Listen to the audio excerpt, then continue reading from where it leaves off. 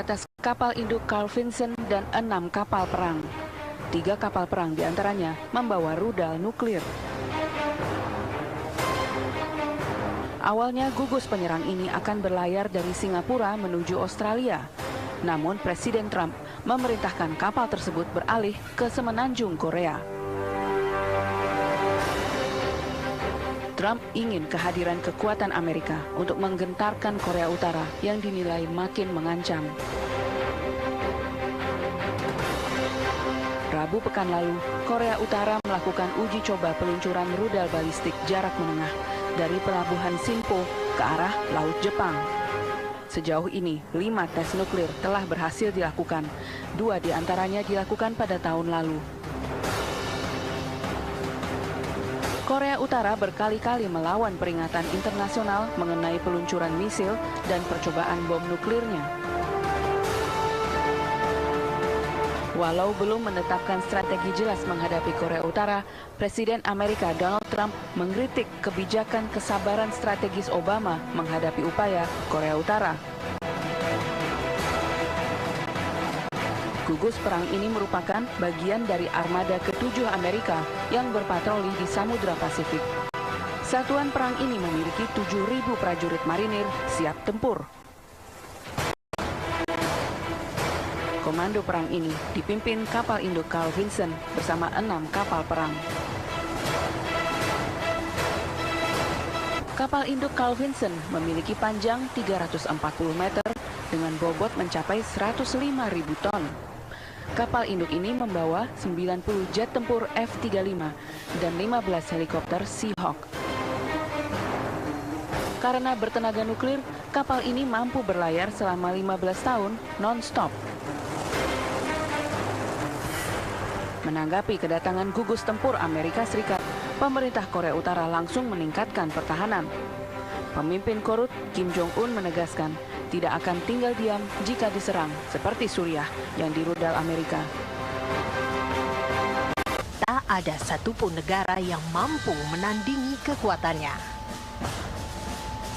Armada ke-7 memiliki 2 kapal induk, 4 kapal selam nuklir, 50 kapal perang, 200 jet tempur, 100 pesawat terbang militer, serta 150 helikopter perang. 50.000 marinir dan prajurit memperkuat armada ini. Armada ke-7 dibentuk 15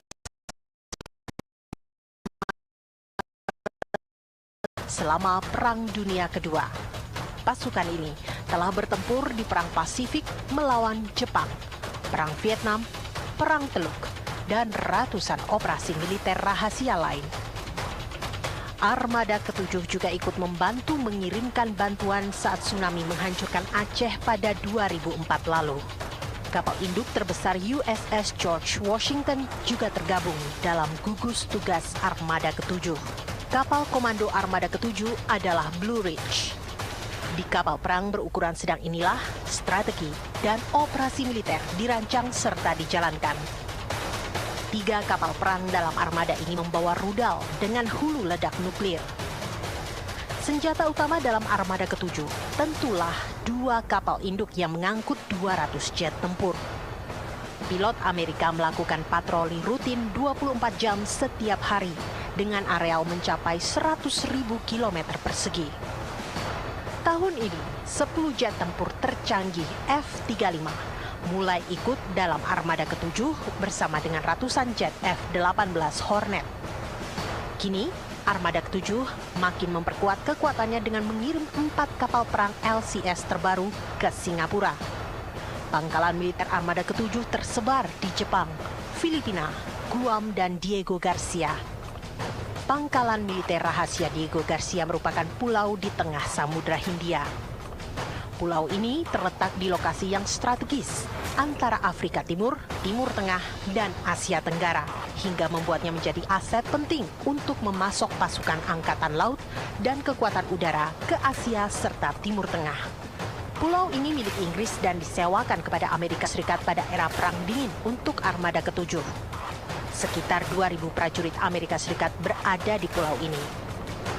Diego Garcia menjadi salah satu komando misi pengeboman Irak selama Perang Teluk Pertama pada tahun 1991, Perang di Afghanistan pada 2001, dan Irak tahun 2003. Hanya terdapat pangkalan militer di Diego Garcia.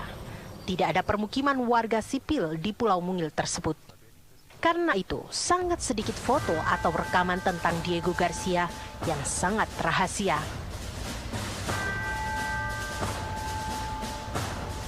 Nama pulau ini sontak terkenal saat pesawat militer Amerika Serikat mengalami kerusakan mesin dan harus mendarat darurat di Bandara Sultan Iskandar Muda Aceh pada Jumat 24 Maret lalu. Pesawat militer itu lepas landas. Korut diserbu. Putin kirim alat perang ke perbatasan. Presiden Rusia Vladimir Putin dikabarkan telah mengirimkan pasukan dan peralatan perang ke daerah perbatasan Korea Utara. Hal ini diduga sebagai langkah antisipasi Seperti dikutip laman Daily Mail, Putin khawatir bakal terjadi eksodus besar-besaran ke wilayah perbatasan Rusia Korut jika Presiden AS Donald Trump jadi menyerang Pyongyang. Pengiriman pasukan militer dan persenjataan berat Rusia dilakukan tak lama setelah Cina mengelontor sedikitnya 150.000 tentaranya ke wilayah perbatasan sebelah selatan. Setali tiga uang, alasannya mencegah gelombang pengungsi jika terjadi perang AS Korut. Kabar adanya kereta api yang mengangkut peralatan perang sudah bergerak ke wilayah Primorsky lewat Khabarovsk sudah dibenarkan oleh pihak lokal. Kabar ini juga dibenarkan seorang mantan pejabat militer Rusia Stanisław Sinitsyn. Pengiriman peralatan perang melalui jalur kereta ke wilayah selatan sudah diprediksi sejak pekan lalu. Ini berkaitan dengan situasi di semenanjung Korea, kata Sinitsyn. Sementara itu, juru bicara militer Rusia Alexander Gordeyev menolak menjelaskan alasan pengiriman alat perang di daerah perbatasan. Dia hanya bilang alat perang tersebut digunakan saat latihan perang di Transbaikal, Siberia. Vladimir Putin dilaporkan mengerahkan pasukan Rusia dan senjata-senjata tempur di perbatasan Rusia dengan Korea Utara. Media Moskow menyebut pengerahan pasukan itu karena muncul kekhawatiran perang akan segera terjadi di semenanjung Korea. Senjata-senjata tempur Rusia diangkut dengan kereta api ke wilayah perbatasan darat Rusia dengan Korut yang panjangnya sekitar 11 mil. Langkah Rusia ini juga sebagai antisipasi jika terjadi eksodus warga Korut ketika perang benar-benar terjadi. Kereta-kereta api yang syarat dengan peralatan militer yang bergerak ke arah wilayah Primorsky melalui Khabarovsk telah diketahui oleh penduduk setempat, tulis media Rusia, Prima-Media.ru, dalam laporannya yang dikutip Jumat, 21 April 2017.